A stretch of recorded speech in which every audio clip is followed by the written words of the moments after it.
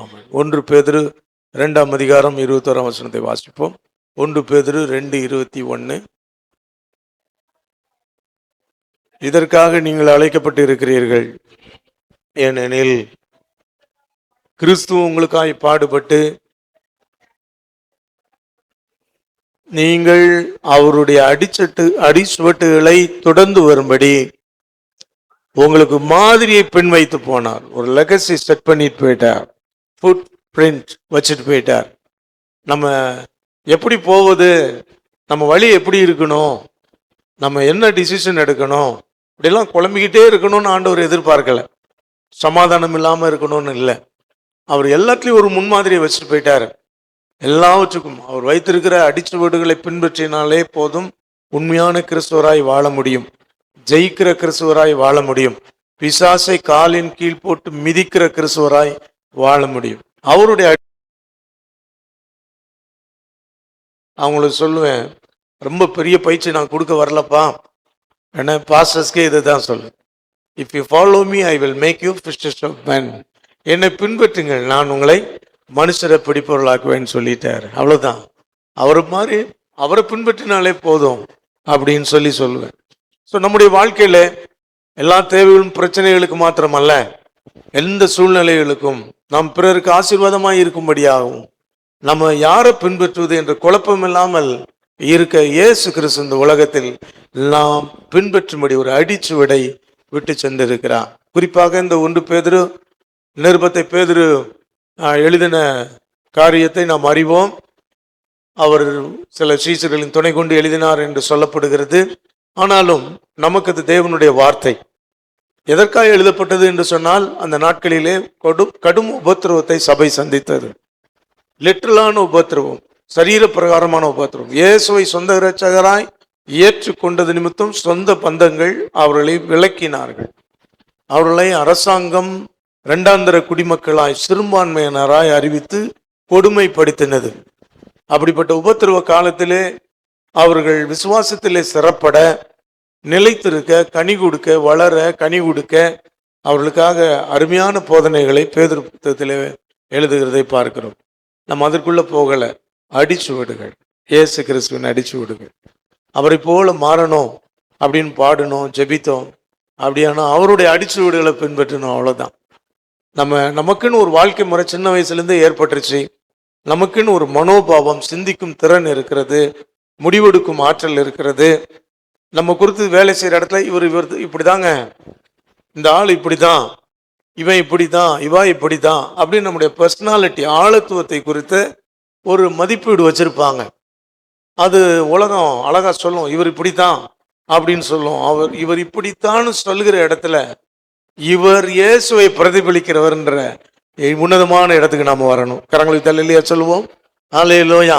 ரொம்ப இப்படிதாங்க கோபக்காரியா, இவர் இப்படிதான் பண்ணுவாரியா அப்படின்னு சொல்லுவாங்க. இல்லாட்டா இவர் ரொம்ப இச்சையில விழுந்து தகாத வாழ்க்கை வாழ்றவர் அப்படின்னு சொல்லக்கூடிய பர்சனாலிட்டி, ஆழத்துவம் நமக்கு இருக்குமானால், கடந்த காலங்களில் இருந்திருக்குமானால், இனிமே நம்மளை பார்த்துன்னு சொல்லுங்க, இவர் இயேசுவை பிரதிபலிக்கிறார். இயேசுவை போல, இந்த இயேசுவை போல மாறுவதற்கு அவருடைய அடிச்சுவடுகளை பின்பற்றினாலே போதும். அவர் விட்டு சென்ற அடிச்சுவடுகள். நல்ல வயசானவங்க, சாதிச்ச சரித்திர புருஷர்கள் யாராவது இறந்துட்டா இரங்கல் செய்தி கொடுக்குற எல்லா தலைவர்களும் இப்படி சொல்லுவாங்க, அவர் மரித்தாலும் வாழ்கிறார், அவர் வாழ்க்கையை அடிச்சுவடு விட்டு சென்றிருக்கிறார். அதை தான் இப்போ நான் பேசுகிறேன். அவங்க வாழ்க்கை அடிச்சுவடுகளை நம்ம எல்லாத்தையும் பின்பற்ற முடியாது. நிறைய விஷயம், அந்தரங்க விஷயத்தை நம்ம தொடவே முடியாது. அவங்க பிரபல்யமாக உலகத்தில் காணப்படலாம். ஒவ்வொருத்தருடைய தனிப்பட்ட வாழ்க்கையும் உள்ளே போய் பார்த்துட்டா 3 நாள் வாந்தி நிற்காம இருக்கும். அவ்வளோ பெரிய ஆட்களுக்கு அப்படிதான் இருக்கும். அவங்க அடிச்சு விட பின்பற்றுங்கன்னு சொல்றாங்க. அதையும் கேட்டு ஒரு கூட்டம் மக்கள் போறாங்க. ஆனால் நம்ம ஆண்டவராக இயேசு கிறிஸ்து எதிரிகளால் கூட குற்றம் சாட்டப்பட முடியாத பரிசுத்தமாய் வாழ்ந்த தெய்வம். அல்லேலூயா. பரிசுத்தர், அவர் பரிசுத்தர். அல்லேலூயா. அவரை காட்டி கொடுத்தவன் சொல்கிறான், ஐயோ குற்றமில்லாத இரத்தத்தை காட்டி கொடுத்தேன் என்று சொல்லுகிறான். அவரை மரண தண்டனைக்கு, சிலுவை தண்டனைக்கு ஒப்பு கொடுத்த ஜட்ஜு சொல்லுகிறான், ஐயோ இந்த நீதிபரனுடைய தண்டனை காரணம் நான் இல்லை, நீங்க கொடுத்த அழுத்தத்தினால கொடுக்கிறேன் அப்படின்னு அவன் சொல்லுகிறான். அப்படி எதிரிகளாலும் குற்றம் சாட்டப்பட முடியாத பரிசுத்த வாழ்க்கை வாழ்ந்து நமக்கு முன்மாதிரி வைத்து சென்ற ஆண்டவருடைய அடிச்சுவடுகளை பின்பற்றுவோம். மற்ற ஆட்கள் எல்லாத்தையும் கேட்டு ரசிப்போம், சிரித்து கொள்வோம். அவங்கள்ட்ட இருந்து ஒன்று ரெண்டு படித்து கொள்ளலாம். அவங்க கடுமையான உழைப்பா இருக்கலாம், தீவிரம் விடா குணமா இருக்கலாம். அதெல்லாம் பார்த்து ரசிப்போம், அதில் பிடித்து கொள்வோம். எல்லாத்தையும் தப்புன்னு நான் சொல்ல மாட்டேன். ஆனா எந்த உலகத்துல அவரை மாதிரி இல்லைங்க, இவரை மாதிரி இல்லைன்னு சொல்றவங்கள 50 வருஷம் கழிச்சு 100 வருஷம் கழிச்சு சொல்லுவாங்க, அவனை மாதிரி அயோக்கியம் யாரும் இல்லைன்னு சொல்லுவாங்க. நான் அப்படி சமீபத்தில் ஒரு பெரிய தலைவராக நினைச்சு மனசுக்குள்ள வச்சு நான் அவருடைய எளிமை, அவருடைய தோற்றம், அவருடைய செயல்பாடுகள் நானும் பின்பற்றணும். நமக்கு எப்பவும் இந்த பந்தா வரக்கூடாதுன்றதுல நானும் அவருடைய அடிச்சுவடுகளை பின்பற்றணும்னு சின்ன வயசுல நான் ஆசைப்பட்டிருக்கேன். இப்போ ஒரு ஆர்டிகல் வாசிக்கிறேன், அவருடைய மறுமுகம் மறுபக்கம் அப்படின்னு பார்த்தா ஐயோ வேண்டாண்டவர். ஆனா இயேசுவ அவர் மாதிரி யாருமே இல்லைன்னு நம்ம சொல்ல முடியும். ஆமென். தைரியமா அவரை பின்பற்ற எத்தனை பேர் ஆமென்னு சொல்றீங்க? அவர் இப்படி ஏராளமான அடிச்சுவடுகளை வச்சுட்டு போயிருக்கார், ஒவ்வொரு ஏரியாவிலையும் வச்சுட்டு போயிருக்கார். பரிசுத்தம் சொல்லலாம், அவரோட பிதாவோடு உள்ள உறவுகளை சொல்லலாம், ஜெபத்துல சொல்லலாம், ஊழியத்துல சொல்லலாம், இல்லை மற்றவர்களை உற்சாகப்படுத்தும் காரியத்துல சொல்லலாம், போதித்து வழி நடத்த எத்தனையோ காரியத்துல அவர் அடிச்சுவடு வச்சிருக்காரு. இன்னைக்கு நான் ஒரே ஒரு காரியத்தை மாத்திரம் சொல்றேன். ஜெபத்துல அவர் வைத்த அடிச்சுவடுகளை நான் உங்களோடு பேச விரும்புகிறேன். அவர் எப்படி அவருடைய ஜெபம் இருந்தது, அவரை போல மாறணும் அப்படின்னு ஆசை எத்தனை பேருக்கு இருக்கு? அதை முதல்ல கேட்டுக்கிறேன், உங்கள்கிட்ட முதல்ல கேட்டு வாங்கிக்கிறேன். எல்லாம் சொல்லுங்க, எத்தனை பேர் அவரை போல மாறணும்? ஆமென். உங்களுக்கு இன்னொரு சந்தேகம் இந்த நேரத்தில் வரும், அவரை போல மாறணும் அப்படின்றது நல்ல ஆசை தான், ஆனா முடியுமா? என்ன, ஆபிரகாம் மாதிரி கூட என்னால மாற முடியல. பொய் சொன்னா, தப்பு பண்ணா, அவனை மாதிரி கூட மாற முடியல. தேவன் இருதயத்துக்கு ஏற்றவன் தான் தாவீது. ஆனா அவன் விழுந்து போன 3 பாவங்கள், பயங்கரமான பாவங்கள் சொல்லப்பட்டிருக்குது. அட்லீஸ்ட் தாவீது மாதிரி கூட என்னால மாற முடியல, இயேசு போல எப்படி மாற முடியும் அப்படின்னு ஒரு கேள்வியோடு இந்த பிரசங்கத்தை நீங்க கேட்கக்கூடாது. அதுக்கு ஒரு வசனத்தை வாசிட்டு நாம் அவருடைய ஜெப வாழ்க்கையும் நம்மால பின்பற்ற முடியும்ன்றதை சொல்ல முடியும். யோவான் சுவிசேஷம் 14ஆம் அதிகாரம் 12ஆம் வசனத்தை வாசிங்க. யோவான் சுவிசேஷம் 14ஆம் அதிகாரம் 12. நோட்ஸ் எடுக்கிறவங்க பழகுங்க. நம்ம சபையில நீங்க நோட்ஸ் எடுக்கிறது மற்றவங்களுக்கு உற்சாகத்தை கொடுக்கட்டும், அவங்களும் பழகட்டும். நம்ம சபையில இதை பழகுங்க, நோட்ஸ் எடுத்து பழகுங்க. ரைட், வாசிங்க. மெய்யாகவே மெய்யாகவே நான் உங்களுக்கு சொல்லுகிறேன், நான் என் பிதாவினிடத்துக்கு போகிறபடியால் என்னை விசுவாசிக்கிறவன் நான் செய்கிற கிரியைகளை தானும் செய்வான், இவைகளை பார்க்கலும் பெரிய கிரியைகளை செய்வான். இயேசு கிறிஸ்து நம்ம கொடுத்திருக்கிற அதிகாரம் என்று சொல்லலாம். என்ன சில சொல்லுவாங்க, சில ஆட்களை நான் பார்த்துருக்கிறேன், மியூசிக் ஃபீல்டில் பார்த்துருக்கிறேன், தனக்கு தெரிஞ்ச எல்லாத்தையும் சொல்லிக் கொடுக்க மாட்டாங்க. நான் நிறைய சில குருக்களோடு உட்காந்து படிச்சிருக்கிறேன். மியூசிக்கில் சில குருக்கள் அவங்க அப்படி இந்த என்ன சொல்லுவாங்க, இன்ஸ்டால்மெண்ட்டில் கொடுத்த மாதிரி கொஞ்சம் கொஞ்சமாக சொல்லிக் கொடுப்பாங்க. நம்ம ஒன்று புரியறதுக்காகன்னு சொல்லுவாங்க, ஆனால் உள்ளே அவங்களுக்கு எல்லாத்தையும் சொல்லிக் கொடுக்க மனசே இருக்காது. நான் ஒருத்தட்ட ஓப்பனாகவே கேட்டேன், ஏன் உனக்கு எல்லாமே சொல்லிக் கொடுக்க மனசு வரல அப்படின்னு கேட்கும்போது சொன்னார், என்ன மாதிரி ஒருத்தனும் என்ன செஞ்சிடக்கூடாது, வந்துடக்கூடாதுன்னு சொல்லி. இதுதான் உலகம். பெத்த தாய் தகப்பன் கூட தன் பிள்ளை தனக்கு மேலே வந்துடுவானு ஒரு பயத்தோடு தான் இன்னைக்கு வாழ்கிற காலத்தில் இருக்கிறோம். ஈகோ அவ்வளோ மோசமாக இருக்குது. அது எல்லாரையும் ரசிக்க முடியல நமக்கு. ஆனால் யோசிச்சு பாருங்க, ஆனால் இயேசு கிறிஸ்து எப்படி சொல்றாரு பாருங்களேன். அவருடைய பிள்ளைங்க, அவருடைய பிள்ளைங்க பாருங்க, நம்ம என்ன செய்யணும், அவரை மாதிரி மாறணும். அவர் பாருங்களேன், என்னை விசுவாசிக்கிறவன் நான் செய்தது போலவே செய்வான். நான் செய்தது எல்லாமே வந்துருச்சு பாருங்க, இவைகளை பார்க்கலும் மேலானவைகளை செய்வான். என்ன ஆச்சரியம் பாருங்க. இந்த ஒரு வசனம் தான் எனக்கு ஒரு தைரியத்தை கொடுத்து நானும் இயேசுவை போலாவேன். நம்பிக்கை வரல உங்களுக்கு? இன்னும் நம்பிக்கை வந்தவங்களாம் கரங்களை வைத்து ஆண்டவர் மகிமைப்படுத்துங்க பாப்போம்.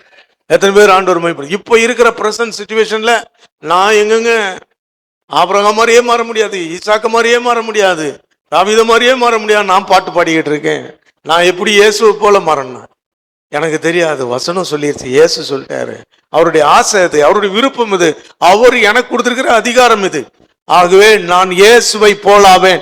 அந்த விசுவாசத்தை நீங்க கரங்களில் காண்பீங்க, உங்க இருதயத்துல இருக்கிறத கரங்களில் காண்பீங்க பார்ப்போம். அல்லேலூயா. இயேசுவை போல் ஆகும் இந்த முயற்சி இருக்கு பாருங்க, அது வெறும் மத முயற்சி அல்ல. மத முயற்சி தோல்வி முயற்சி தான். ஜான் ஏர்னா முளம் சறுக்குதுன்னு பொருளாதாரத்துல மட்டும் இல்லை, மற்ற வாழ்க்கை முறையில மட்டும் இல்லை, எல்லாம் இயேசு கிறிஸ்துவை பின்பற்றுதலும் அதே பிரச்சனை தான். ஒரு வாரம் உயிர்ப்பிக்கப்பட்ட அடுத்த வாரமே டல்னஸ், அடுத்த வாரமே ஒரு முழம் கீழே இறங்குறது. இப்பதான் அதெல்லாம் விடணும்னு தீர்மானிச்சேன், இப்ப முன்னையும் செய்யாத இன்னொன்னையும் சேர்த்துல செய்யறேன் அப்படின்ற நிலை தான் நிறைய பேருடைய வாழ்க்கையில விழுவுகிறது, எழுகிறது. இந்த மாதிரி போராட்டமான வாழ்க்கை. இப்படி இருக்கும்போது இயேசுவை போலாகணும்னு ஒரு கேள்வி வருது பாருங்க. ரொம்ப சிம்பிள். அவர் சொல்லிட்டார், அவர் ப்ராமிஸ் பண்ணிட்டார். எத்தனை பேர் விசுவாசிக்கிறீங்க? ஆமென். பிசாசே நீ எல்லாம் ஒரு மாதிரி ஆக முடியுமா அப்படின்னு இப்போ உங்கள்கிட்ட கேட்பான். நான் எப்படி பிசாசு எப்படி பேசணும் இந்த மாதிரி நேரத்தில்? பிசாசே எனக்கு தெரியுது, உனக்கும் தெரியுது, நான் ரொம்ப மோசமானவன், நான்லாம் இயேசு மாதிரி மாற முடியாது. எனக்கும் தெரியுது, உனக்கும் தெரியுது. நீ சொல்றது உண்மைதான், பொய்யெல்லாம் கிடையாது. நீ பொய்க்கு பிதாவா இருந்தாலும் இந்த விஷயம் டாப் கிளாஸ் உண்மை. நீ சொல்றது உண்மைதான் தம்பி. ஆனா பிரச்சனை என்னன்னா, இது என்ன சொன்னவர் யாரு சொல்லுங்க? யாரு சொன்னாரு? இயேசு சொன்னாருங்க. என்னை போல மாறுவன் அவர் சொல்லிட்டாரு. உங்களுக்கு இன்னும் நம்பிக்கை வரலன்னா 1 யோவான் 3ஆம் அதிகாரம் 1 வசனத்தை வாசிங்க. உங்க முடிவு, என் முடிவு இப்படிதான் இருக்கும். இன்னைக்கு சில போராட்டங்களை சந்தித்து கொண்டிருந்தாலும் 1 யோவான் 3ஆம் அதிகாரத்துல, பிள்ளைகளே இப்பொழுது நாம் தேவனுடைய பிள்ளைகள் என்று அழைக்கப்படுவதனாலே பிதாவானவர் அவர் நம்மேல் பாராட்டின அன்பு எவ்வளவு பெரிது பாருங்களேன். உலகம் அவரை அறியாது இருந்தபடினாலே நம்மையும் அறியாது. உலகம் அவர்களை அறியல, நம்மையும் அறியாது. ரட்சிக்கப்பட்டவங்களை உலகம் ஈஸியா புரிந்து கொள்ளாது. நல்லா புரிஞ்சுவோங்க, ரெகக்னைஸ் பண்ணாது. நீங்க உலகத்தோட காம்ப்ரமைஸ் பண்ணி ஊரோட ஒத்து வாழ்ந்தீங்கன்னா உங்களுக்கு ஏகப்பட்ட ஃப்ரெண்ட்ஸ் உங்களை குளிப்பாட்டிக்கிட்டே இருப்பாங்க, நீங்க அவங்க நிழல்ல இருப்பீங்க. ஆனா என்னைக்கு இயேசுதான் ஆண்டவர், அவரை பின்பற்றணும்னு ரொம்ப கொஞ்சம் உண்மையான டிசிஷன் தீர்மானத்துல நிக்கிறீங்களோ, உங்க சொந்த குடும்பத்துல கூட பகை உண்டாகலாம், நட்பு ரீதியான இழப்புகள் இருக்கலாம். ஆனா இவளெல்லாம் பின்னாலே 100 திரும்ப கொடுக்குற ஆண்டவரை நாம் சேவிக்கிறோம். ரைட், அடுத்த வசனத்தை வாசிங்க. இப்பொழுது நாம முதல்ல தேவனுடைய பிள்ளைகள் என்று அழைக்கப்படுவதனால பிதா நம்ம மேல் வைத்த அன்பு எவ்வளவு பெருது. என்ன யோசிச்சு பாருங்க. உன்னதமானவருடைய பிள்ளை என்று அழைக்கப்படுவது எவ்வளவு பெரிய சாக்கியம். அப்பவும் பிசாசு வந்து சொல்லலாம், நீ போய் தேவனுடைய பிள்ளையான்னு கேட்பான். இல்லப்பா, அவர் என் மேல வச்ச அன்புனால அவர் என்ன கூப்பிடுறாரு, அவர் என்ன என் பிள்ளைன்னு கூப்பிடுறாரு, நான் என்ன சொல்றது அப்படி சொல்லிடலாம். இப்ப அடுத்த வசனம் ரொம்ப முக்கியம் பாருங்க. பிரியமானவர்கள், இப்பொழுது நாம யாரா இருக்கிறோம்? எல்லாருக்கும் அந்த நம்பிக்கை இருக்கிற, எனக்கு நான் தேவனுடைய பிள்ளைன்னு சொல்றவங்க எல்லாம் கரங்களை வைத்து காட்டுங்க, நல்ல கரங்களை வைத்து காட்டுங்க. இந்த சந்தேகம் உங்களுக்கு வரவே கூடாது. தேவனுடைய பிள்ளை, இந்த தேவனுடைய பிள்ளைகளுக்கு வாக்குத்தத்தம் பாருங்க. இனி எவ்விதமா இருப்போம் என்று நமக்கு தெரியவில்லை. ஆனால் ஒன்று நிச்சயம், அவர் வரும் பொழுது, அவர் வெளிப்படும் பொழுது அவர் இருக்கிற வண்ணமாகவே நாம் அவரை தரிசிக்க போகிறோம். தரிசிப்பதனால் அவருக்கு எப்படி இருப்போம்? ஹல்லேலூயா. எத்தனை பேர் நம்புறீங்க இயேசுவை போல நான் இருப்பேன்? இன்னைக்கு என் கண்ணாடியை பார்த்து என்னால நம்ப முடியல, சாத்தான் சொல்றதை பார்த்து நம்ப முடியல, என் குடும்பத்தார் கொடுக்கிற சாட்சி வச்சு நான்லாம் இயேசுவை போல எப்படி ஆறுதுன்ற கேள்வி எனக்கு ஈர்க்கத்தான் செய்து. ஆனா கர்த்தர் கொடுத்த வாக்குத்தத்தம், என்னை போல நீ மாறுவ, என்னை போல நீ எல்லாம் செய்வேன்னு சொன்ன அப்பாவுடைய வாக்குத்தத்தம் எனக்கு இருக்குது. ஹல்லேலூயா. ஆகவே நிச்சயமா நான் ஜெயிப்பேன் அப்படி சொல்றவங்க எல்லாம் கரங்களை தட்டி நம்ம ஆண்டவருக்கு மகிமை செலுத்துவோம். விசுவாசத்துல இன்னைக்கு உங்க ஒரு இன்ச் மேல வாங்க. உங்க தோல்வியே நினைச்சுக்கிட்டு இருக்காதீங்க. பழைய கால தோல்விய நீங்க மறக்கணும், நீங்க மன்னிக்கணும். சில சமயத்துல ரொம்ப உணர்த்தப்படுற மாதிரி, ஆவியான உணர்த்தப்படுற மாதிரி தெரியும். ஆனா ஆவியான உணர்த்தப்பட்ட உடனே விளைவு மனம் திரும்புதலா இருக்கும். ஆனா அந்த குடிகாரர்கள் எப்பவுமே இப்படி சொல்லுவாங்க, குடிக்கிற வரைக்கும் எப்படியாவது கஷ்டப்பட்டு குடிச்சிருவாங்க.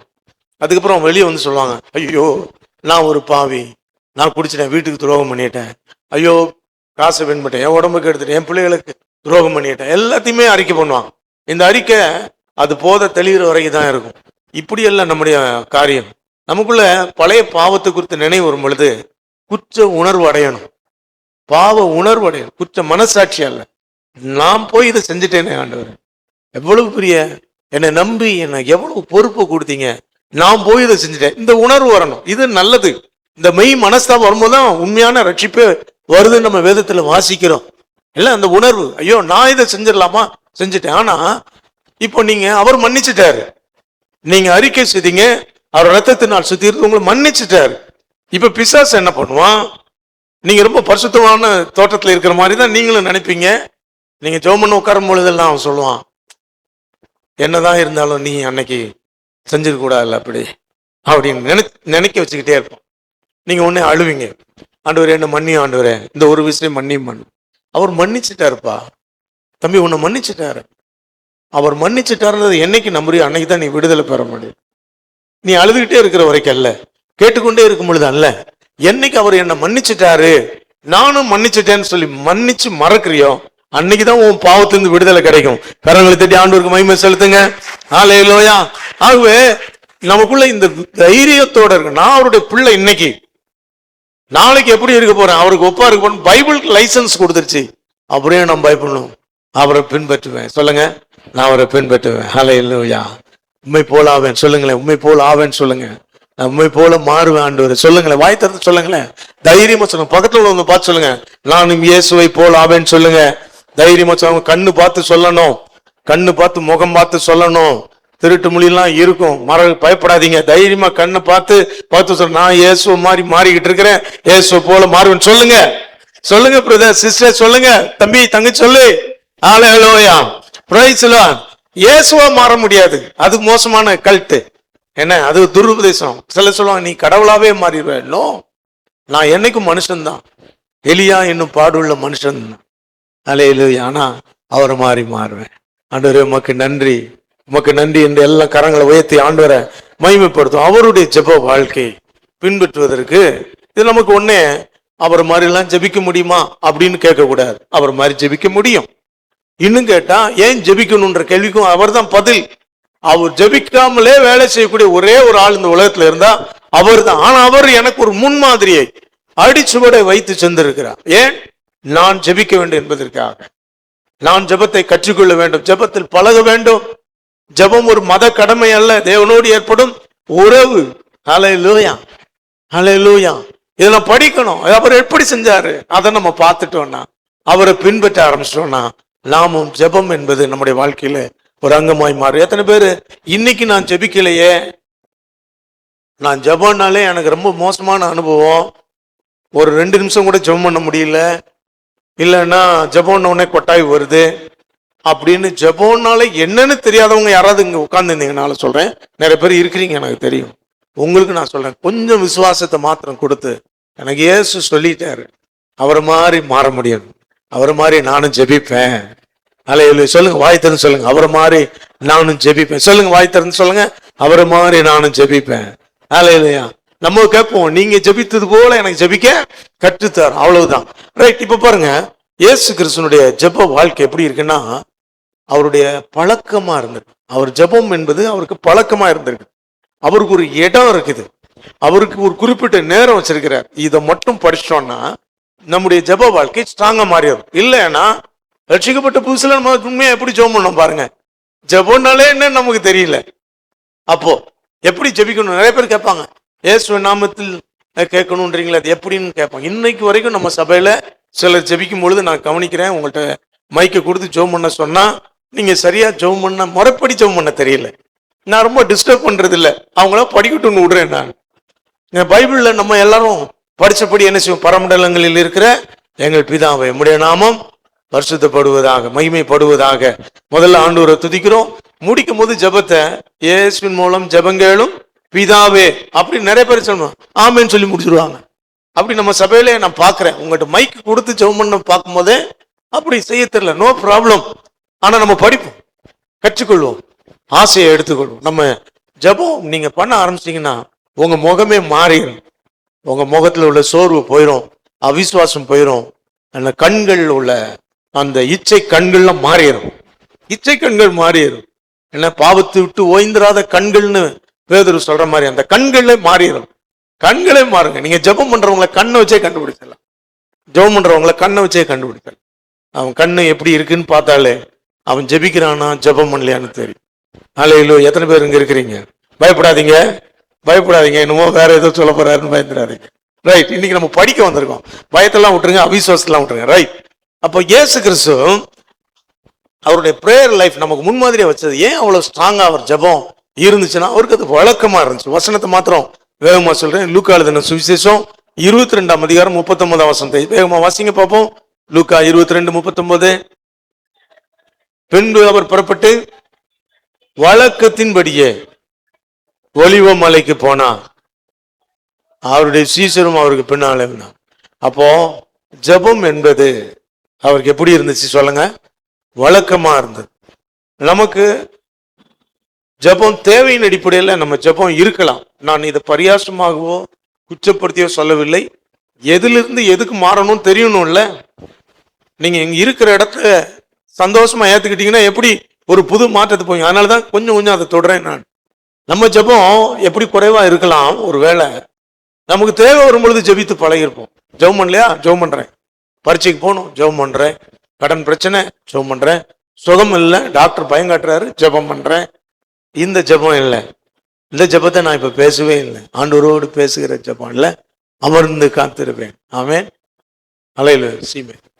ஹல்லேலூயா. Glory to God. நம்ம ஜெபம்ன்றது நம்ம எப்படி பழகிட்டோம்னா கேட்டு பெறுவது. Yes, asking and receiving. கேட்பது, பெற்றுக்கொள்வது. எவ்வளவு பதில வாங்குறீங்களோ அவ்வளவு ஜெபத்துல ஆர்வம் உண்டாகும். பதிலே வாங்கல, நான் ஜெபம்னா கேட்க கொடுக்கவே மாட்டாரு அப்படின்னா நம்ம எப்படி ஜெபம் பண்ணுவோம்? அது வேணும். ஆனா வெறும் கேட்டு வாங்கும் ஒரு பேரம் பேசும் உறவு அல்ல ஜெபம். ஜெபம். ஹல்லேலூயா. ஹல்லேலூயா. Praise the Lord. அவர் பேச நான் கேட்பேன், அதுதான் என் ஜெப நேரம். நான் பேச அவர் கேட்பார், அதுதான் என் ஜெப நேரம். அமர்ந்து காத்திருப்பேன் எந்த அப்பாவின் சமூகத்திலே. அவர் பேச நான் கேட்பேன், அதுதான் என் ஜெப நேரம். நான் பேச அவர் கேட்பார், அதுதான் என் ஜெப நேரம். சோ இதுவரைக்கும் நம்ம தேவைக்காக ஜெபம் பண்ணியிருப்போம். பயம் வந்தா சில ஜெபம் பண்ணுவாங்க. பயம் வந்தானே ஜெபம் பண்ண ஆரம்பிச்சிருவாங்க. ஆனா வீடு, புது வீடு மாத்திரம் கண்டிப்பா ஜெபம் ஒரு வாரம் பயங்கரமா இருக்கும். ஏன்னா பக்கத்து வீட்டுக்காரன் சண்டை போடுவானோ, இந்த வீட்டுல ஏதாவது பில்லி சூனியா இருக்கோ, இந்த பயம், கெட்ட சொப்பனம் வருமோ, ஒரு மாதிரி ஸ்மெல் வருதா, ஒரு மாதிரி புகை மாதிரி தெரியுதா, இதெல்லாம் கேட்டுக்கிட்டே இருப்போம். ஏன்னா அப்ப எப்படி ஜெபம் இருக்கும்? அப்பா என்னை காப்பாத்துங்கப்பா, பாதுகாத்து கொள்ளுங்க. இதாவது பண்றீங்களே நான் மெச்சிக்கொள்றேன். ஆனா இதுல இருந்து வெளியே வரணும். அவர் பேச நான் கேட்பேன், அதுதான் என் ஜெப நேரம். நான் பேச அவர் கேட்பார், அதுதான் என் ஜெப நேரம். ஹல்லேலூயா. சிலர் இப்படி பழக்கத்தின்படியே என்ன செய்வாங்க, இந்த காலைல வெளியே போகும்போது இந்த கேலண்டர் முன்னால நின்று ஒரு 2 நிமிஷம் அப்படியே ஜெபம் பண்ணி செலவு போடுங்க. இந்த செலவு போடுறத நீ வெளியில பழகிருக்கலாம், நம்ம சபை பழக்கம் இல்லை. அதுலேருந்து கொஞ்சம் அப்படி வெளியே வாங்க. ரைட், வெளியே வாங்க. பெரிய பாவமா சொல்ல மாட்டேன், அது வேண்டாம். ரைட். சொன்னா கேலண்டர் முன்னால் நின்றுட்டு அப்படி ஒரு சின்ன ஒரு வசனத்தை மட்டும், கோல்டன் பேஸ், அதை வாசிட்டு ஆண்டவரே ஸ்தோத்திரம், இப்படி பழகிருப்பீங்க. அதை நிறுத்திடாதீங்க, அதாவது செய்யுங்க, விட்டுறாதீங்க. ஆனா அதுதான் ஜெபம்னு நினைச்சிடக்கூடாது. அவர் பேச நான் கேட்பேன், அதுதான் என் ஜெப நேரம். நான் பேச அவர் கேட்பார், அதுதான் என் ஜெப நேரம். ஹல்லேலூயா. இயேசு கிறிஸ்துக்கு பழக்கமா இருந்தது. அவருக்கு இடம் இருந்துச்சு பாருங்க. லூக்கா எல்லா வசனத்தையும் சொல்லி வாசிக்க நேரம் இல்லை. லூக்கா 22:33 ஏற்கனவே வாசம். ஒலிவ மலை, லூக்கா 5:16 குறித்து கொள்ளலாம். லூக்கா 5:16 வனாந்தரத்துக்கு போனான். தனிமையை எப்படி விரும்பி இருக்கார் பாரு. அவ்வளவு ஓயாம ஊழியம் செய்றார். ஆனா எப்போ ஜெபிக்கணுமோ அந்த நேரத்தை கண்டுபிடிச்சு, அந்த நேரத்தை மூடு இருந்தா ஜெபம் இல்ல, ஓய்வு நேரத்தில் ஜெபம் அல்ல. இப்ப கொஞ்சம் நேரம் ரெஸ்ட் இருக்குதே, ஜெபம் பண்றது தப்பு இல்லை. டிராவல் பண்றோம், சும்மா போய் சேர்ற வரைக்கும் வேலை இல்லை, வெறும் டிரைவிங் மட்டும் தான், ஜெபம் பண்றோம், தப்பு இல்லை. ஆனா இயேசு கிறிஸ்து ஒரு நேரம் இருந்தது, நேரம் இருந்தது இல்ல, இடம் மாத்திரமல்ல, இடம் அப்படி நேரம் வரைக்கும் வச்சிருக்கிறார் பாருங்க. ஸோ அதிகாலையில் மார்க் 1:35 அதிகாலையிலே அந்த வசனத்தை மட்டும் வாசிங்கன்னா நல்லா இருக்கும். இளம் தலைமுறை அதிகாலையே நல்லா புரிஞ்சுக்கிட்டீங்கன்னா நல்லா இருக்கும். வாசிங்க. அவர் அதிகாலையிலே, அதிகாலைன்றதுக்கு டெஃபினேஷன் என்னது சொல்லுங்க? அதிகாலையிலே அவர் எப்படி எழுந்தாரு? இருட்டோட எழுந்தார். காலையில் 9 மணிக்கு எழுந்தாரல்ல, அது கூட சொல்லியிருக்கேன். அந்த ஒரு ஜெனரேஷன் வரும், அதிகாலைன்னா 8:30ன்னு சொல்ற ஜெனரேஷன் வரும்னு அவருக்கு தெரியும். அதனால வசனத்தை அழகா எழுதிட்டார், அதிகாலை இருட்டோடு. அப்போ அவருக்கு டைம் ஸ்பெசிஃபிக்கா இருக்குது. ஏன்னா எல்லா நேரமும் கிடைச்ச நேரம் ஜெபம்ன்ற தப்பே இல்லை, அதை கூட செய்யறதை நிறுத்திடாதீங்க, செய்யுங்க. ஆனா உங்களுக்குன்னு ஒரு நேரம் இருக்குதுன்னா உங்க ஜெப வாழ்க்கை ஆசீர்வாதமா மாறும். ஸ்ட்ராங்கா கண்டுபிடிங்க உங்களுக்கு எது பெஸ்ட் டைம் பாரு. நான் இப்படி சொல்றேன், அதிகாலை உங்களுக்கு வாய்ப்பு இருந்தா செய்யுங்க. ஒருவேளை உங்க வேலை நிமித்தமா எனக்கு காலை என்பது கஷ்டம் பாஸ்டர், இப்போ உள்ள ஜெனரேஷன் உள்ள தேவை உங்களுக்கு தெரியாது எங்க. என்ன நேற்று கூட ஒரு பாஸ்டரே சொல்றார், ஐ எம் த நைட் பர்சன்ற, என்னுடைய brain will work only at நைட்ன்ற. என்ன சொல்றது, அப்படி ஆயிடுச்சு, இப்போ ஜெனரேஷன் மாறிடுச்சு. அப்போ அதுக்காக அதிகாலையை தேடவே முடியாம ஜெபமே நிறுத்திடாதீங்க. அட்லீஸ்ட் நைட் போங்க. நைட் எவ்வளவு நேரம் முழிக்கிறீங்க? இப்போ ஒரு ஜாமக்காரன் ஜெபம் போன ப்ரேயர்ல அருமையா சொன்னாங்க. யாரெல்லாம் பேர் கொடுத்துருக்கீங்களோ அவங்கள வச்சு ஒரு வாட்ஸ்அப் குரூப் நம்ம ஆரம்பிப்போம். அதில் ஆரம்பிச்சிருக்காங்க. அதில் ஜெப குறிப்புகள் கொடுப்போம். யாரெல்லாம் இந்த ஜாமக்காரன் ஜெபத்தை செய்யறதுக்கு முன் வர்றீங்களோ அவங்க ஒரு புக்கு ஒன்று கொடுக்குறாங்க, இலவசமாக கொடுக்குறாங்க. அதை நீங்கள் வச்சுக்கலாம். நாங்கள் கொடுக்குற குறிப்பு வச்சு ஜெபம் பண்ணலாம். பாஸ்டர் எல் ஜோசப் நேற்றே கொடுக்குறத ட்ரை பண்ணார், நமக்கு பார்சல் வந்து கிடைக்கல. ஆனால் இந்த வாரத்துக்குள்ளே கிடைச்சிரும். அடுத்த சண்டே நிச்சயமாக நம்ம கொடுப்போம். முதல்ல அவர் வந்திருக்கும் போது ஜாமக்காரன் ஜெபம்னு சொன்னோடனே எனக்கு ரொம்ப பயமா இருந்தது. ஐயோ, நம்ம மக்கள் காலையில் எந்திரிச்சு எப்படி வேலைக்கு போவாங்க, அதுவும் தினசரி வேற சொல்ல சொன்னாரு, 11:30 12:30 வரைக்கும் அப்படின்னு சொன்னேன். எனக்கே மனசு கஷ்டமா. ஆனா 80 பேருக்கு மேல பேர் கொடுத்து, நான் சொல்லுது 6-7 வருஷத்துக்கு முன்னால சின்சியரா பண்ணாங்க. அநேகருடைய வாழ்க்கையில விடுதலை கிடைச்சது, அற்புதம் நடந்தது. இப்போ எனக்கு சொல்லும் போது கொஞ்சம் பயம் இல்லை. ஏன்னா நிறைய பேர் கிட்டத்தட்ட 1 மணி 2 மணிக்கு தான் படுக்கிறோம். ஏன் ஒரு 11:30 12:30 ஆண்டவருக்கு கொடுக்க கூடாது? கொடுத்து பாருங்க, ஆசீர்வாதமா இருக்கு. ரைட்? ஸோ ஒரு நேரம் உங்களுக்கு தெரியணும், அது எந்த நேரம் நீங்க ஃபிக்ஸ் பண்ணிக்கலாம். 1 மணி நேரம் ஜபிக்கவே முடியல பாஸ்டர்னு சொல்லுவாங்க. நீங்க 1 மணி நேரத்துக்கு முதல்ல ட்ரை பண்ணாதீங்க.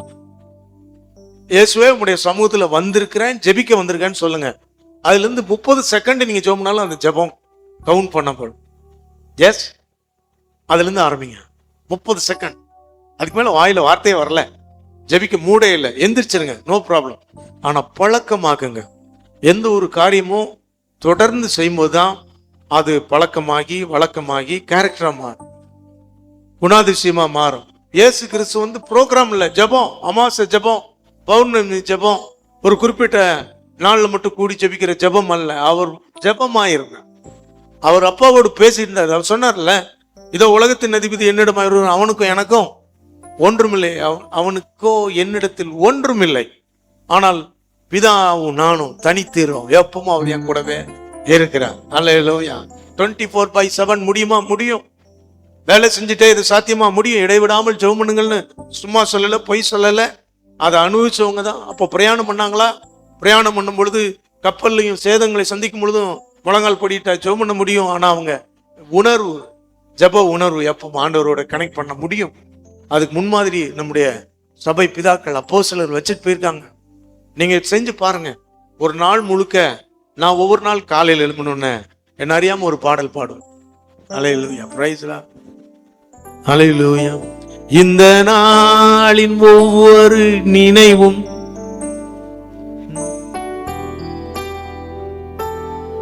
மாற்றும், இந்த ஒவ்வொரு நிமிடமும் உங்கள் நினைவா.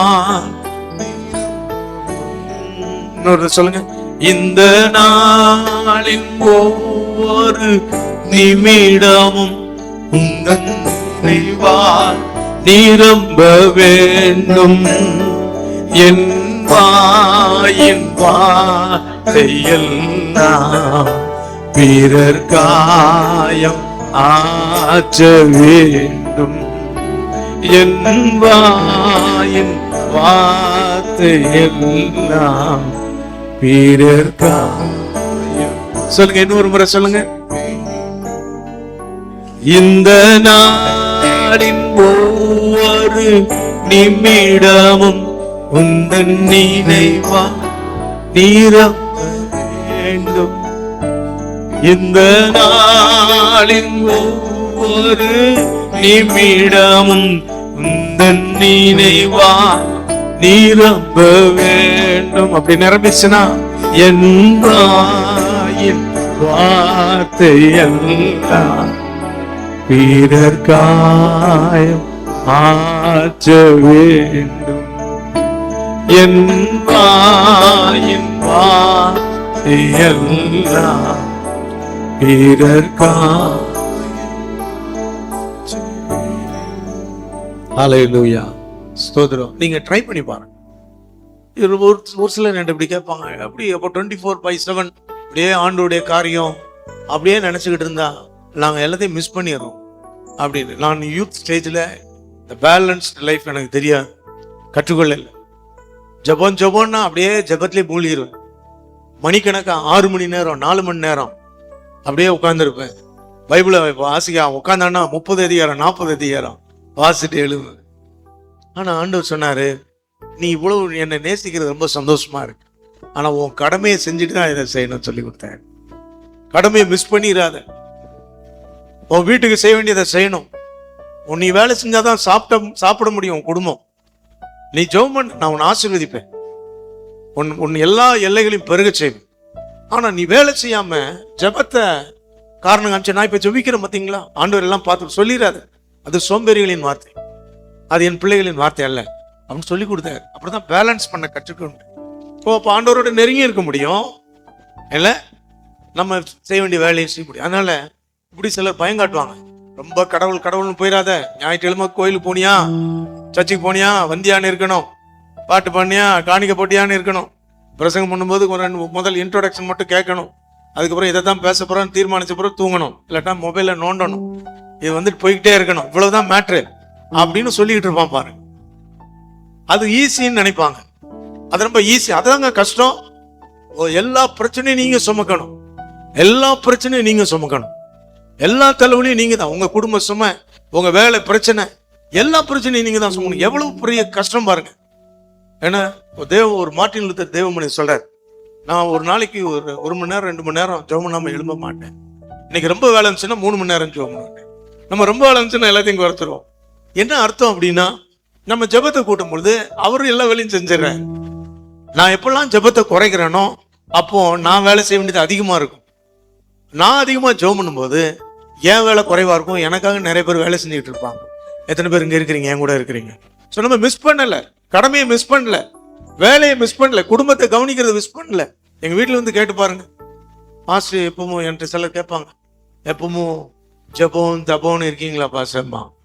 ஒரு முறை அப்படி ஒரு தம்பி வந்தான், மத்தியானம் வந்து கதவை தட்டினான், திறந்தேன், நான் தூங்கிட்டு இப்படி முழிச்சேன் பாருங்க. அவன் பயந்துட்டான், பாஸ்டர் நீங்களாம் தூங்கவே மாட்டீங்கன்னு நினைச்சுக்கிட்டு இருந்தேன், நான் எப்பவும் ஜெபம் பண்ணீங்கன்னு. டே நான் தூங்கலன்னா செத்து போயிடுவேன்டா, பைத்தியம் முடிச்சிடும் அப்படின்னு சொல்லி.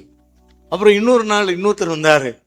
அப்போ ஜிம் சைனெல்லாம் சின்ன பிள்ளைங்க, நீங்க எப்படி விளையாடுவீங்க? அதை தான் நானும் விளையாடுவேன். ஒடிஞ்சு விளையாடுவோம், ஓடி விளையாடுவோம், ஏன்னா உப்பு குத்தி உப்பு என்னமோ ஒன்று சொல்லுவாங்களே, முதுகில் சுமந்த யானை விளையாட்டு எல்லாம் விளையாண்டு பார்த்து மாஸ்டர்னாலே பரிசுத்தர் பரிசுத்தர் பரிசுத்தர் எனத்துது அப்படிதானே இருப்பீங்கன்னு பார்த்தோம். நீங்க என்ன வீட்டில் உட்காந்து இப்படி விளையாண்டுட்டு இருக்கீங்க? ஏனோக்கு தேவனோடு சஞ்சரித்தான், பிள்ளை குட்டிகளை பெற்றெடுத்தான். இதாங்க ஆண்டவர் எதிர்பார்க்கிற சமநிலை. ஆவிக்குரிய காரியத்தை சொல்லிட்டு ஏமாத்திடக்கூடாது. எங்க குடும்பத்தில் ஒருத்தர் உண்டு. அவங்க என்ன பண்ணுவாங்கன்னா, காலையில 5:30 மணிக்கு எழும்புவாங்க, உள்ள ப்ரேயர் ரூம்னு போயிடுவாங்க. அந்த குடும்பத்து சூழ்நிலை எப்படின்னா, 7 மணிக்குள்ள எல்லாம் சமைச்சு டிஃபன் பாக்ஸில் கட்டி ஸ்கூலுக்கு போறது போகணும், வேலைக்கு போறது போகணும். இந்த அம்மா என்ன செய்வாங்க, ஆத்மா பாரம் தேவ பிரசன்னா எல்லாம் உட்காந்து ஆண்டோடைய சமூகத்தில் என்ன செஞ்சிருவாங்க, உட்காந்துருவாங்க. உட்காந்து ஒரு நாள் பொறுமை தாங்காம பொறுமை இழந்து போய் அந்த அம்மா, அவர் அம்மா சொல்றாங்க, தாய் சொல்றாங்க, அம்மா நீ ஜெபம் பண்ணு வேண்டான்னு சொல்லலை, நாங்க வேலை செஞ்சு முடிக்கிற வரைக்கும் உள்ள உட்காந்துருக்க, மரியாள் போல கர்த்தருடைய பாதத்தின்னு சொல்லி ஏமாத்துற, பண்ணாதன்னு சொல்லி சொன்னாங்க. நான் சொல்றது புரிஞ்சுக்கிட்டீங்களா? ஆவிக்குரிய வாழ்க்கையை ஏமாத்துறவங்க தான் தப்பு பண்ணுவாங்க, நீங்க தப்பு பண்ணாதீங்க.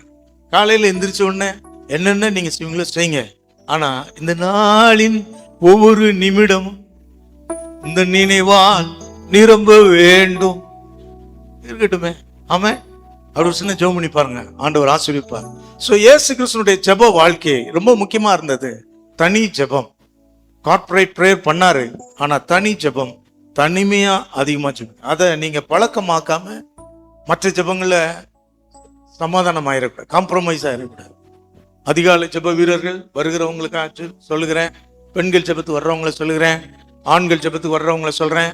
அது மட்டும்தான் உங்க ஜெப நேரமா இருக்குமானால் நீங்க சோதனைக்குள்ளாக்கப்படுவீர்கள். பிசாசு எளிதா உங்களை தட்டி விட்டுருவான். நீங்க ஜெயிக்கணும் அப்படின்னா நீங்க என்ன செய்யணும்? ஆண்டவரே உமோடு கூட நான் பேசணும், அந்த ஆசையை எனக்கு கொடுங்க. நீங்க அப்படித்தானே ஜெபம் பண்ணீங்க. அதிகாலை இருட்டோட போனீங்களே, நள்ளிரவுல ஜெபம் பண்ணீங்களே, ஒரு முழு இரவும் ஜெபம் பண்ணியிருக்கீங்களே, ஒரு இடம் தேடி போனீங்களே, எனக்கு ஒரு இடத்த கொடுங்க அப்படின்னு சொல்லி. நம்ம சர்ச்சில் நீங்க இந்த திறந்த இடம் இது, எப்ப வேணாலும் வரலாம். நீங்க வாங்க ஜெபம் பண்ணுங்க. உங்களுக்கு நாங்க வைக்கிற ரிக்வஸ்ட் ஃபேன் போட்டு ஜெபம் பண்ணுங்க. மறக்காம போகும்போது ஆஃப் பண்ணிட்டு போங்க. சிலர் ஆத்ம பாரத்தோடு வந்து அந்த பாரத்தோட திரும்பி போயிடுறீங்க. அதுக்கப்புறம் நம்ம தான் பணம் கட்டணும். நீங்க நல்லா யூஸ் பண்ணணும். ஏசி வந்த அப்புறம் ஏசி கூட போட்டு நீங்க ஜெபம் பண்ணுங்க, நோ ப்ராப்ளம். ஆனா அதை நீங்க பயன்படுத்தணும். நான் நம்ம சபையில ரொம்ப நேரம் என்னால் ஜெபம் பண்ண முடியாது. ஏன்னா நான் இங்க இருக்கிறேன்னு தெரிஞ்சாலே என்னை தேடி வெளியிலேருந்து ஒரு கூட்டம் வருவாங்க. அவங்களோட நான் இல்லைன்னு தெரிஞ்சாதான் அது. எனக்கு ஜெபம் இடம், நான் வேற இடம் வச்சிருக்கேன், அந்த இடத்துக்கு நான் போயிடுறேன். நான் அப்படி போகலைன்னா என்னுடைய ஜெபம் வாழ்க்கை ஒளி இழந்து போயிடும். எத்தனை பேருக்கு ஜெபம் இடத்தை கண்டுபிடிக்க ஒரு தீர்மானம் எடுக்கிறீங்க? ஆமே. நாங்க ரொம்ப ஏழ்மையில் இருந்த காலத்தை ஒரு சின்ன அறை. நான் சொன்னேன், இந்த அறைக்குள்ள தனி அறைக்கு எங்க போறது? ஒரு அறை வீட்டுக்குள் போய் கதவு பூட்டி எங்க பூட்டுறது? மொத்த அறைக்குள்ள நாங்க எல்லாம் படுத்திருக்கோம், 6 பேர் படுத்திருக்கோம். நாங்க எப்படி ஆண்டவரேன்னு சொன்னேன். அப்பதான் ஆண்டவர் சொன்னார், எல்லாரும் தூங்கின பிறகு தனி அறை தான், எல்லாம் தூங்கட்டும், எல்லாரும் முழிக்கிறதுக்கு முன்னால தனி அறை தான். அப்படிதான் நான் ஜெபத்தை படித்தேன். ஸோ எல்லாரும் ஜெபம், அவங்க தூங்குற வரைக்கும் வெயிட் பண்ணிகிட்டே இருப்பேன். அவங்க தூங்கி முடிச்சோடனே என் ஜெபம் ஆரம்பிச்சிடும். அவங்க முழிக்கிறதுக்குள்ள நான் ஜெபத்தை ஆரம்பிச்சிடும். நான் ஜெபம் பண்ணுறது அவங்க பார்க்குறாங்களோ பார்க்கலையோ, என் ஜெப வாழ்க்கை தடையெல்லாம் பெறும். ஆண்டவரோடு அவர் பேச நான் கேட்பேன், அதுதான் என் ஜெப நேரம். ஏனென்றால் எனக்கு ஒரு நேரம் இருக்கிறது, இடம் இருந்தது. நான் பெரம்பூர் விசுவாசியா இருக்கிற போது அங்க ஒரு பிஎஸ் ரூம் இருக்கும். பாஸ்டரே சொல்லிட்டார், அவனை டிஸ்டர்ப் பண்ணாதீங்க. அந்த ரூமை திறந்து மூடிட்டா யாரும் உள்ள வர மாட்டான். அந்த ரூம் எனக்குன்னே கொடுத்துருந்தான். மற்ற அதுக்காக இன்னைக்கு போயிட்டு ஞாயிற்றுக்கிழமை போயிட்டு கதவை திறந்துட்டு ரமேஷ் வெளியே போங்க ஆண்டவருக்கு நேரம் அப்படின்னு சொல்ல முடியாது. நான் அப்படி பேலன்ஸ் பண்ண படிச்சுக்கிட்டேன். இந்த மாதிரி குடும்ப வாழ்க்கை வாழ்ற நிறைய பேர் ஆவிக்குரிய உற்சாகம் அடையும் போது பேலன்ஸ் லைஃப் மிஸ் பண்ணிடாதீங்க. சில சகோதரிகள் என்ன செஞ்சிருவாங்கன்னா, இது கர்த்தரோடு நான் பேசும் நேரம், ஆகவே 10 மணிக்கு நான் என்ன செஞ்சிருவேன், என் ஜெப அறைக்கு போயிடுவேன், எப்போ திரும்பி வரணும் அப்பதான் அப்படின்னு சொல்லிடுவாங்க. அப்படி ஒரு சகோதரன் அவர் என்ன பைபிளை எடுத்துட்டு நான் கர்த்தருடைய பாதத்தில் போயிடுவேன். 10 மணிக்கு போயிட்டு அவர் 11 மணிக்கு வருவார், 12 மணிக்கு வருவார், 1 மணிக்கு வருவார். அன்றைய சமூகத்தில் உட்கார்ந்துருக்கிறேன். முகெல்லாம் பிரகாசமாய் வருவார், வெளிப்பாடுகள்லாம் பெற்று வருவார், புது புது பிரசங்கத்தோடு வருவார். ஒரு நாள் ஒரு மனைவி கேட்டார், அப்போ ஏன் என்னை கல்யாணம் பண்ணேன்னு கேட்டான். இல்லை, ஸோ இது நிறைய குடும்பங்களில் இந்த சமநிலை தவறி ஆவிக்குரிய வாழ்க்கையில் உற்சாகம் அடைஞ்சா ஓவர் இப்படி போயிடுற, தோல்வி அடைஞ்சானா இப்படி போயிடுற. எல்லாம் ஒரு சமநிலை. ஆண்டவர் அதை செஞ்சிருக்கிறார். இயேசு கிறிஸ்து ஊழியமும் செஞ்சிருக்கிறாரு, நேரம் எடுத்து நண்பர்களோட பேசியிருக்கிறாரு, சீசல் உருவாக்குற வேலை செஞ்சிருக்கிறாரு, அப்பாவோட பேசிட்டே இருக்கிறார். இப்போ தனி ஜெபத்துல ஒரு நல்ல தீர்மானம் எத்தனை பேர் எடுத்திருக்கீங்க? கை வைத்து காட்டுங்க. என் ஜெப வாழ்க்கை இன்னையிலிருந்து ஆரம்பிக்க போகுது பாஸ்டர், எனக்குன்னு ஒரு இடத்தை நான் கண்டுபிடிக்க போறேன்னு சொல்றவங்களாம் சொல்லுங்க, கரங்களை வைத்து காட்டுங்க. ஆமென். சபையா இருக்கலாம், உங்க வீட்டுல ஒரு சின்ன பகுதியா இருக்கலாம், மொட்டை மாடியா இருக்கலாம். அப்படி ஜெபமா நீங்க படிச்சு இந்த தனி ஜெபத்துல நீங்க பாத்தீங்கன்னா முட்டி போட்டு தான் ஜெபம் பண்ணுமா, நின்றுட்டு ஜெபம் பண்ணுமா, உங்க விருப்பம், உங்க கம்ஃபர்ட் ஜோன் எதுவோ அதை நீங்க எடுத்துக்கொள்ளலாம். முழங்கால் படிக்கிட்டு ஜெபம் பண்ணும்போது இன்னும் கூடுதல் அர்ப்பணம் வருமா, தாராளமா செய்யுங்க. நின்று ஜெபம் பண்ணா நீண்ட நேரம் களைப்பு இல்லாமல் ஜெபம் பண்ண முடியுமா, செய்யுங்க. ஜெபம் தான் முக்கியம், மோடு எப்படின்னு இல்லை, அதை நீங்க புரிந்து கொள்ளணும். இதை நிறைய பேர் அதுல சக்க போயிடுவாங்க. இப்படிதானுங்க ஜெபம் பண்ணணும், அப்படித்தானுங்க ஜெபம் பண்ணணும், அப்படித்தானே அவர் ஜெபம் பண்ணாரு அப்படி சொல்லி ஒரு 3 மாசம் பேசிட்டு அதுக்கப்புறம் ஜெபமே பண்ண வேண்டாம். ஜெபம் பண்ணுவதுதான் முக்கியம். ஜெபம் எப்படி பண்ணுவது என்பதை உங்கள் சுதந்திரமா எடுத்துக்கொள்ளுங்க. கரங்களுக்கு தலையில சொல்லுவோம். எல்லாம் இங்க இருக்கிறீங்களா? எல்லாம் என்ன கவனிக்கிறீங்களா? எல்லாம் நீங்க ஆர்வத்தோடு கவனிக்கும் போது எனக்கு ரொம்ப சந்தோஷமா இருக்கு. நம்முடைய சபை ஜெபிக்கும் சபை, என்ற இடத்தை பெற்று விட்டால் இந்த பகுதி இப்போ இந்த பகுதியிலே இந்த சபை ஆசீர்வதிக்கப்பட்ட சபையா மாறு. அநேகர் வந்து விடுதலை பெற்றுக்கிட்டே இருப்பாங்க பாருங்க. அவங்க மூலமா அவங்க குடும்பங்கள் வருவாங்க. சபை வளர்வது மாத்திரமல்ல, உங்கள் நீண்ட கால பிரச்சனைகள் மாறும். நீண்ட கால பிரச்சனைகள்லாம் மாறப்போகுது. எத்தனை பேர் விசுவாசிக்கிறீங்க? ஏன்னா ஆண்டவரோடு நான் உறவாடும் இந்த நேரம், இந்த தனி ஜெபம். நான் பைபிள் காலேஜில் இன்னும் கொஞ்சம் என்னை கூர்மைப்படுத்தினது. அங்கே பார்த்தீங்கன்னா லைப்ரரி டைம் வந்து நிறைய பேர் பைபிள் அப்படி திறந்து வச்சிருப்பாங்க. திறந்து வச்சுட்டு இப்படியே உட்காந்துருப்பாங்க. நான் ஒருத்தர் பார்த்து ப்ரைஸ் விளாட்றேன், அவன் என்ன பார்க்குற மாதிரி இருக்கா, நான் என்னை சட்டையே பண்ணல. அவன்கிட்ட கேட்டேன், டே நான் உனக்கு ப்ரைஸ் விளாட் சொல்கிறேன், என்னையே பார்க்குற, ஆனால் நீ என்ன ஒன்றுமே செய்யலையே அப்படின்னு. அப்போ அவன் சொல்கிறான், நான் அந்த வசனத்துக்குள்ளே போயிட்டேன்யா, அப்படி தியானம் பண்ணிக்கிட்டு இருந்தேன், ஆண்டவரோடு அப்படி பேசிக்கிட்டு இருந்தேன் அப்படி. நீங்கள் அந்த பைபிள் காலேஜில் எனக்கு ரொம்ப பிடிச்ச ஒரு நேரம் அப்படின்னா சாயங்காலம் 6 மணிக்கு எல்லாம் ஏறி உட்காருவாங்க. அப்படி அந்த காலத்தில் நல்ல வேளை மொபைல் வரல. ஆனால் நாங்கள் இந்த படித்த காலத்தில் மொபைல் வரல. அது ஒரு பிளெஸ்ஸிங்காக நான் பார்க்குறேன். பைபிளை திறந்து வச்சு அப்படியே உட்காந்து எல்லாம் வாலிபர்களுங்க. நான் ஒருத்தன் தான் அப்போ வயசில் மூத்துவேன், என்ன மாதிரி 2 பேர் தான். இதெல்லாம் 18, 19 வயசு. உலகத்தை இச்சையில் சிக்குண்டு தவிக்கிற அந்த பருவத்தில் எழும்பி விடுதலை பெற்று ஆண்டவரை பார்த்து பேசிட்டு இருப்பாங்க. அதை பார்த்தோன்னே எனக்கு நம்ம இப்படி தான் ஆண்டவரோடு இருக்கணும், இப்படி தான் ஆண்டவரோடு இருக்கணும். ஹல்லேலூயா. எத்தனை பேர் ஆண்டவரோடு நான் நேரம் செலவழிக்க விரும்புகிறேன் சொல்கிறவங்கெல்லாம் கரங்களை வைத்து ஆண்டவர் மயப்படுத்துங்க. அதுதாங்க உங்கள் வெற்றியை தீர்மானிக்கும், அதுதான் உங்கள் வாழ்க்கையை தீர்மானிக்கும். உங்கள் பக்தி விசுவாசம் எல்லாம் உங்களை ப்ரொமோஷனாக ஹெல்ப் பண்ணும். ஆனால் இதுதான் உங்கள் வாழ்க்கையை தீர்மானிக்கும். என்னை என்று உங்களால் ஒன்றும் செய்ய முடியாதுன்னாரு. நான் ஜெபம் பண்ணும் பொழுது என்ன சொல்கிறேன், நீங்கள் தான்ப்பா எனக்கு எல்லான்றோம். ஜெபம் பண்ணலன்னா என்ன அர்த்தம், நானே எல்லாம் பார்த்துக்கிறேன், நீங்கள் ஏன் வேஸ்ட்டில் டைம் வேஸ்ட் பண்ணுறீங்கன்றோம். அப்போ நம்ம எவ்வளோ பிரச்சனைக்குள்ள ஆரம்பிப்பாருங்க, நம்ம சுய புத்தி சார்ந்து. ரைட். இப்போ பாருங்க, இந்த தனி ஜெபத்தில் ஒரு பிரச்சனை ஒன்று இருக்குது. இதை மட்டும் நான் சொல்லி இப்போ முடிக்க விரும்புகிறேன். தனி ஜெபத்தில் நான் எனக்கு என்ன பிரச்சனை வந்தது நான் சொல்கிறேன். நான் சொன்னேன் இல்லையா, எல்லாரும் தூங்குற வரை காத்திருக்கணும், எல்லாரும் முழிக்கிறதுக்கு முன்னால் ஜெபம் பண்ணணும். அதுதான் தனி ஜெபத்துக்கு நல்ல நேரம். இல்லாட்ட அது இடம் கிடைக்கும், சின்ன இடமா இருந்தால் அப்படி தான் செய்ய முடியும் அப்படின்னு சொன்னேன் பாருங்க. இந்த அந்தரங்க ஜெபம் இயேசு கிறிஸ்து சொன்னார். மத்தேயு 6 நீங்கள் வீட்டில் போய் வாசி பாருங்க. ஒரு வீட்டுக்குள்ளே போய் அந்தரங்கத்தில் எப்படி ஜெபம் பண்ணணும், பிதாவை நோக்கி ஜெபம் பண்ணணும், சும்மா போட்டு அலட்டாத, இதெல்லாம் பரிசையன் தெருவில் நின்று அப்படி பண்ணுறான். சில ஆட்கள் மாய்மால ஜெபம் பண்ணுறதை நான் பார்த்துருக்கேன். கூட்டத்தில் அப்படி ஜெபம் பண்ணுவாங்க, அழுக வரும், கண்ணீர் வரும். ஆனால் அந்த அழுகை கூட ஒரு 4 பேர் பார்க்குற வரைக்கும் வெயிட் பண்ணுற ஆட்களை நான் பார்த்துருக்கேன். ஏன்னா சில சமயம் சொல்லுவாங்க, டே பாருங்கடா நானும் எழும்பணும்டா அப்படின்ற மாதிரி இருக்கும். அவங்க எல்லாரும் எழும்பிட்டோன்னு தெரிஞ்சதுக்கப்புறம் அதுக்கப்புறம் கண்ணீரை துடைப்பாங்க. இப்படிலாம் என்ன சொல்லுது, நம்ம ஊர் பாசையில் பீலா விடுறதா அப்படின்னு சொல்கிற மாதிரி அந்த மாதிரி ஜெபம் பழகிறாதீங்க. ஜெபம் யாருக்கும் பண்ணல, அவருக்காக தான் பண்ணுறோம், நமக்காக தான் பண்ணுறோம். ரைட். ஆனால் இந்த யாருக்காக பண்ணலை, நமக்கு அந்தரங்க ஜெபத்தில் எனக்கு என்ன பிரச்சனை வந்துச்சுன்னா, என்னை எல்லாரும் சுற்றி இருக்கிறவங்க ஜெப வீரர்கள்னு நினைக்கிறதே என்னை ஜெபத்துலேருந்து வெளியே கொண்டு வந்துடும். எப்படின்னு நான் சொல்ல, ஏன்னா நான் இப்படி பைபிளை இப்படி திறந்து வச்சுட்டு எங்கள் வீட்டில் இப்படி உட்காந்துருக்கேன்னு வைங்களேன், அப்படின்னா அவங்க நினைப்பாங்க, அவர் டிஸ்டர்ப் பண்ணாத, அவர் என்ன பண்ணிட்டு இருக்காரு, இப்போ தேவனோடு பேசிக்கிட்டு இருக்காரு அப்படின்னு. நான் என்ன பேசிக்கிட்டு இருக்கலாம், வேற கூட நினச்சிக்கிட்டு இருக்கலாம்.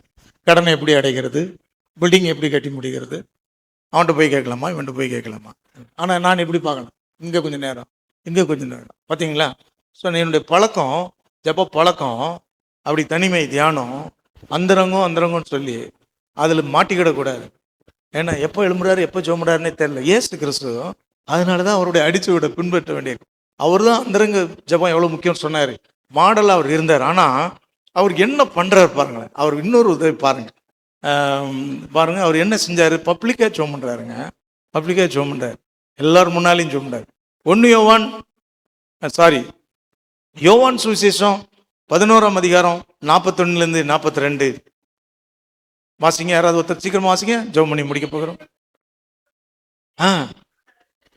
பாருங்க, அவர் நீர் எனக்கு எப்பொழுதும் செவி விடுக்கிறேன், இந்த லாசர் விஷயத்துல எனக்கு செவி விடுக்கிறேன் என்பதை அறிந்திருக்கிறேன் அப்படின்னு சொல்லி ஜெபிக்கிறார் பாருங்க.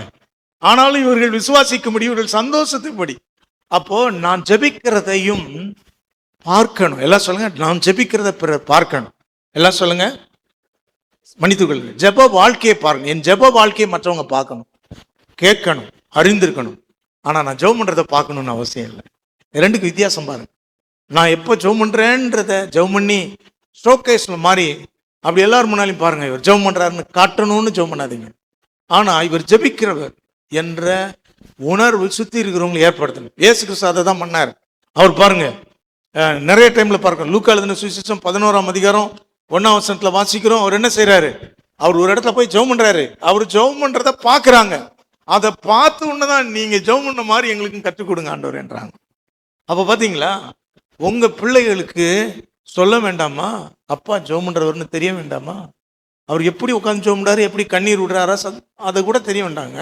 அது அவர் மட்டும் பார்க்கட்டும், பிதா பார்க்கட்டும், அப்பா பார்க்கட்டும். ஆனா ஜெபம் பண்றவர்னு தெரியணும்ல. நாங்க பாருங்க யாருக்கும் தெரியாம தான் ஜெபம் பண்ணுவேன்னு சொல்லிட்டு அந்தரங்க ஜெபம்னு சொல்லிட்டு நீங்க ஜெபம் பண்றதை பார்க்க விடாம பண்ணிட்டீங்கன்னா எப்படி நீங்க ஒரு அடிசோட உங்க பிள்ளைகளை வச்சுட்டு போவீங்க? ரொம்ப வருஷத்துக்கு முன்னால ஒரு பாஸ்டர் மதுரையில் இறந்து போனாரு. அவருக்கு கொடுத்து ஒரு 7 பேர், அவங்க குடும்பம் பெரிய குடும்பம், 7 பேர் சாட்சி சொல்றாங்க. அவங்க சொன்னவங்க எல்லாருமே சொன்னாங்க, எங்க அப்பாவுடைய அடையாளம் ஜெபம். அவர் அறையில் போனா பெருமூச்சு கேட்கும், அவர் அறையில் போனால் ஜெபித்து கொண்டு இருப்பார். எங்களுக்கு செய்ய வேண்டிய கடமைகளை செய்து போக, சபையின் ஊழியங்களை செய்து போக, அவர் மீதி பொழுதுபோக்கு மாதிரி அவருக்கு ஜெபம்னு தான் இருக்கும். அப்படி இருந்தாருன்னு சொல்லி உங்க பிள்ளைகள் என்னைக்காவது நீங்க ஜெபிக்கிறவர்னு சாட்சி சொல்லக்கூடிய இடத்துல உங்க ஜெப வாழ்க்கை இருக்கான்னு பாருங்க. நம்ம அம்மா இப்போ ஜெபம் பண்ணுவாங்க, நம்ம அப்பா இப்போ ஜெபம் பண்ணுவாங்க, அவங்களுக்கு இது ஜெப நேரம். அவர் ஜெபம் பண்ண ஆரம்பிச்சிட்டாரு, டிஸ்டர்ப் பண்ணக்கூடாது அப்படின்ற இடத்துக்கு. இல்லாட்டா இந்த அதை படித்தா தானுங்க உங்கள் பிள்ளைகள் செய்வாங்க. இல்லைன்னா அவங்களும் ஸ்தோத்து முன்னால் வச்சுட்டு கையை வச்சுட்டு வேலைக்கு போகிறதுக்கு முன்னால் சிலுவை போட்டு போயிடுவாங்க. எப்படி தீமையிலிருந்து ரட்சிக்கப்பட முடியும்? பிசாசின் போராட்டத்தில் எப்படி பாதுகாக்கப்பட முடியும்? நீங்கள் ஒரு அடிச்சோடு வைக்க வேண்டாமா? இன்னைக்கு இயேசுனுடைய அடிச்சோடு என்ன குறித்து சொல்லணும்ல. எங்கள் அப்பா இதெல்லாம் செஞ்சார். பணம் இல்லை, அறிவு இல்லை, அவரோடு இருக்கிறார். சொல்லணுமா சொல்ல வேண்டாமா? ரெண்டுக்கு வித்தியாசம் புரிஞ்சுக்கிட்டீங்களா? நான் ஜெபம் பண்றத ஷோகேஸ் ஆக்கல, எல்லாரும் காட்டும்படி எல்லாரும் பாருங்க நான் ஜெபம் பண்றேன் பாருங்க. ஆனா நான் ஜெபிக்கிறவன், நான் ஜெபிக்கிறவள் என்ற அந்தஸ்தை உங்க மக்கள் பார்க்கணும். இதுதான் இயேசு செஞ்சார். அவர் எப்பெல்லாம் பகிரங்க ஜெபம் பண்ணாரோ அதுல ஒரு டீச்சிங் இருக்கும். அவர் சொன்னார், அதனாலதான் அவங்க கேட்டாங்க, நீ ஜெபிக்கிறது போல கற்றுத்தாரும் அப்படின்னு சொல்லி. இன்னும் கேட்டீங்கன்னா மார்க் 7:34 குறித்து கொள்ளுங்கள், யோவான் 6:11 குறித்து கொள்ளுங்கள். 5000 பேருக்கு போஷிக்கிற பொழுது அவர் என்ன பண்றாரு? அப்பத்தையும் இது கொடுத்து அவர் நினைச்சா பாருடா என் சக்தியன்னு கொடுத்துருக்கலாம். அது வானத்தை நோக்கி எண்ணாந்து பார்த்து ஜெபித்து கொடுக்கிறார். எந்த ஒரு துவக்கத்தையும் ஜெபித்து துவக்கினதை சீசர்கள் பார்த்தார்கள்.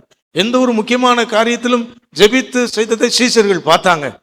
ஒரு இக்கட்டான நேரம், நமக்கு கவலை வந்துச்சுன்னா பயம் உண்டாகும், ஜெபம்லாம் மறந்து போயிடும், வேர்த்து விறுவிறுக்க நம்ம வாழ்க்கை பதற்றத்துக்குள்ள போயிடும். ஆனா அந்த நேரத்துல போய் கெத்செமனே தோட்டம் போய் ஜெபித்ததை சீசர்கள் பார்த்தாங்க. அந்த அடிச்சோட பின்பற்றினாங்க. அதனாலதான் அப்போஸ்தலர் நடபடிகள் 6ஆம் அதிகாரத்துல வாசிக்கிறோம், நாங்க முன்னால 1 மணி நேரம் கூட ஜெபிக்க வக்கற்றவங்க, வகையற்றவங்க, தெரியாதவங்க.